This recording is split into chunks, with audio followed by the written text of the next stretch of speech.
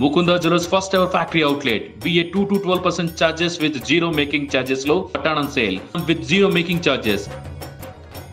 అమ్మ ఇప్పుడు హైడ్రా వల్ల ఎట్లా ఇబ్బందులకు గురవుతున్నారు అసలు?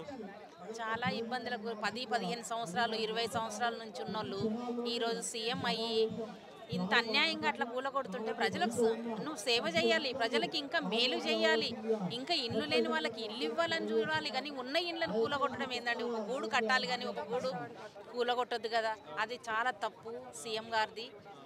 ఆయన ఇప్పుడైనా ఆలోచించి ప్రజలకు మేలు చేస్తేనే నెక్స్ట్ సీఎం అవుతాడు. కానీ ఇంకా ఇప్పుడు వరకైతే ఇంకా కాడు, ఆయన సీఎం మాత్రం కాడు, ఆయన దిగిపోవాల్సిందే అంతే.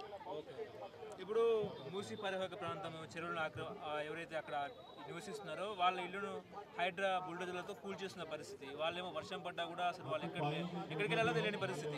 అవునండి, అది చూస్తే మాత్రం అసలు కడుపు తరుక్కుపోతుంది. అసలు ఏం చేయాలో అర్థం కావట్లేదు. అసలు సీఎంకి ఇంత మనసు లేదా అసలు ఆయనకి? వాళ్ళు ఎక్కడ నిలబడతారు ఆ వర్షంలో? వాళ్ళ వేదన, వాళ్ళు ఏడుస్తుంటే, వాళ్ళు ప్రెగ్నెన్సీతో నుండి బాలింతలు, అసలు వాళ్ళ బాధ చూడలేకపోతున్నామండి. అది చూస్తుంటే మాత్రం అసలు సీఎం ఇప్పుడే క్షణంలోనే దిగిపోవాలని అనిపిస్తుంది. రేపేమో బతుకమ్మ ఆడాలి, పండగ వస్తుంది, పండగ పూట బుల్డోజర్ వెళ్తే వాళ్ళు పండగ ఎట్లా చేసుకుంటారు, బతుకమ్మ ఎట్లా ఆడతారు, ఎట్లా అనిపించింది అసలు మీకు? అది ఆ విషయంలో చూస్తే ఇంకా వాళ్ళు ఏం పండుగలు చేసుకుంటారండి, ఏం బతుకమ్మ ఆడతారు?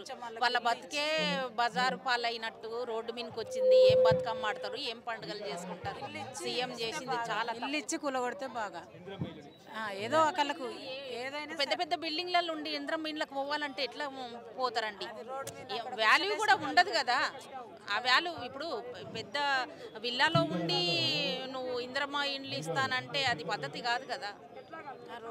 ప్రజలు కోపంగా ఉన్నారా? ప్రజలు చాలా కోపంగా ఉన్నారు, చాలా కోపం. ఎక్కడికక్కడ చూస్తున్నాం. అది ఆ బాధ తట్టుకోలేను. కానీ మేము మా ఇల్లు ఏం పోతలేవు, కానీ మేము బీఆర్ఎస్ పార్టీ తరఫున మేము వచ్చాం.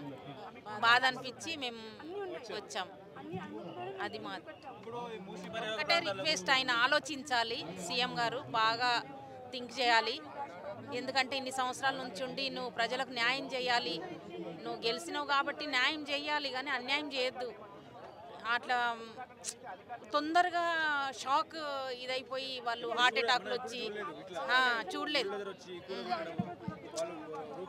అసలు అంతంత పెద్ద బిల్డింగ్లు అట్లా కూల్ చేస్తుంటే చూడలేకపోతున్నామండి మేము టీవీలలో. అసలు చూడలేకపోతున్నాం.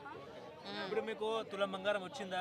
2,500 ఇస్తామన్న రద్దు వచ్చిందా? కాంగ్రెస్ గ్యారెంటీలు ఎట్లా ఉన్నాయి? బతుకలు వచ్చినాయా? బతుకమ్మ చీరలు వచ్చినాయా? బతుకమ్మ పైసలు వచ్చినాయా? ఏమొచ్చినాయమ్మా పండుగ? ఏవి రాలేవండి, ఏవి రాలేవు. నాకు అదేంది ఇప్పుడు పింఛన్ కూడా రాలేదు. మా ఆయన లేడు, బేవా పింఛన్ కూడా వస్తుంది కదా, అది కూడా రాలేదు. అది 2,500 దాన్ని పెట్టుకున్నా, అది కూడా రాలేదు. ఏది న్యాయం లేదండి, అసలు వేస్ట్ అయినా. మార్పు రావాలన్నారు. మరి మార్పు మంచిగా ఉన్నదా? మరి మార్పేడు ఉంది, అంత కింద మీద అయిపోయింది లోకమంతా. మేలు ఎట్లనో అట్లనో ఇంత కేసీఆర్ అన్న మంచిగా చేసి మార్పు రావాలన్నారుగా. మార్పు రావాలి, కాంగ్రెస్ రావాలని చెప్పారుగా. ఎవరన్నారో ఏమో కానీ మేమైతే బీఆర్ఎస్ పార్టీయే.